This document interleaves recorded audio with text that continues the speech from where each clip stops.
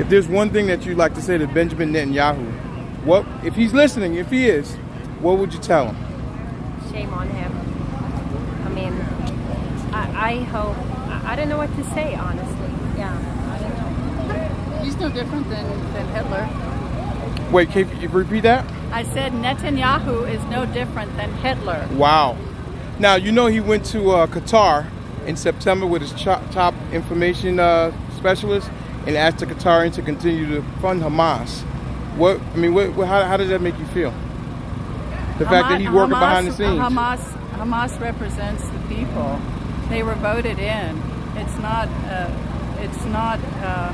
terrorist group. It's a voted in representational aspect of the people, the Palestinian people there in Gaza. Right. I had some people on my show, Mr.Denali XXL on TikTok, and the question I've been asking, especially the pro-Israeli, is how many innocent men, women, and children is worth one Hamas fighter? Because by all reports, we got 33,000 innocent men, women, and children have been under. Well, according to reports, right, left, and center, but no one's been able to answer that question.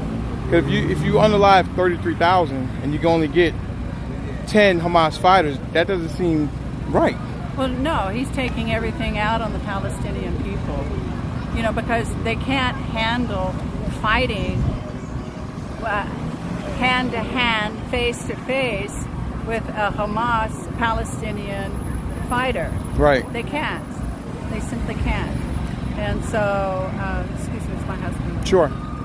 Also, I read the reports that Jared Kushner would like to make the Gaza beachfront property. Did you ever read that quote from him? I'm here at the intersection.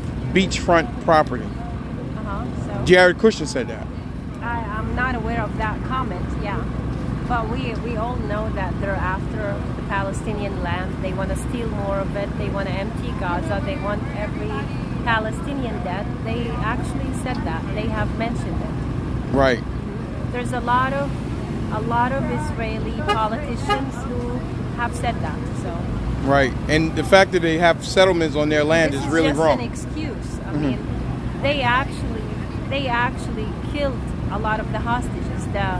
The Israeli occupation forces killed a lot of the Israeli hostages, and it doesn't seem like they are after freeing them. Because if they wanted them, if they wanted to free them, they would not be bombing Gaza indiscriminately. Right. And where are you from, ma'am? Palestine. You're from Palestine. Do you have family back there? Yeah, I do. Can you give us a first-hand account of what they're telling you, what's going on back on the homeland? My family lives in the West Bank.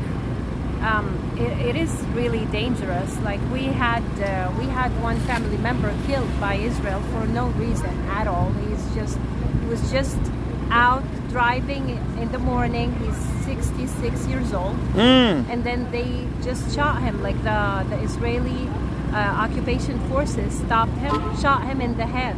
And like you can actually look up that video of him shot in the head. Wow. In his car for no reason whatsoever.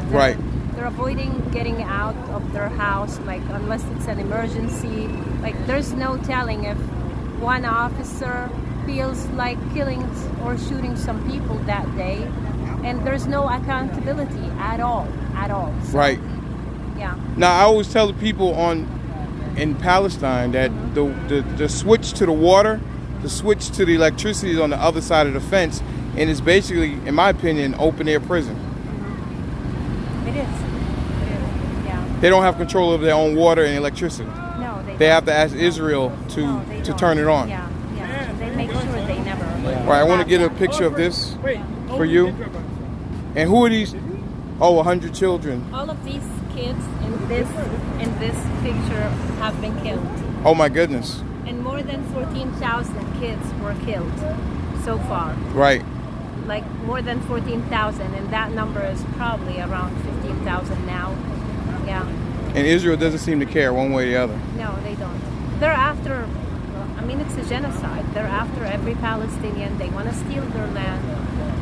They've been talking about how the Israelis in the kibbutz behind Gaza want to see the beach. They want front beach properties. So, they're actually selling Palestinian land in Gaza right now. Right now. Here in the United States. Right. Yeah. Now, if Joe Biden watches this, what would you want to tell Joe? Because we are funding. We just gave them $26 billion to Israel. What would you like to tell Joe shame on Biden and him. Kamala Harris? Shame on him, and he needs to work for Americans and not Israelis. And I would like to ask him to stop sending our tax money, our hard-earned tax money to Israel. There's a lot that money could have done to Americans, but he's sending it to bomb children and bomb families. Do you think he cares about Gaza, or is he just? No, he does not care. He's corrupted. He's paid. We know that. Right. Yeah, there's no hope. There's no hope for Biden. I mean, we should all. Well, what would you like to do at the polls in November? Definitely not voting for Biden. Who will you be voting for? Would you like to share? I know who I'm gonna vote for. Would you like to share with us? I'm gonna vote for Claudia Carina. Which one? Claudia de la Cruz. Oh, is she? I'm gonna vote socialist. Okay. Are you a socialist? I am now. Yeah. And what does that mean to you, socialism? I mean, it's the only way to go with whatever's going on now. Yeah. They will not send our tax money overseas, that's for sure. So I'm going to do that. All right.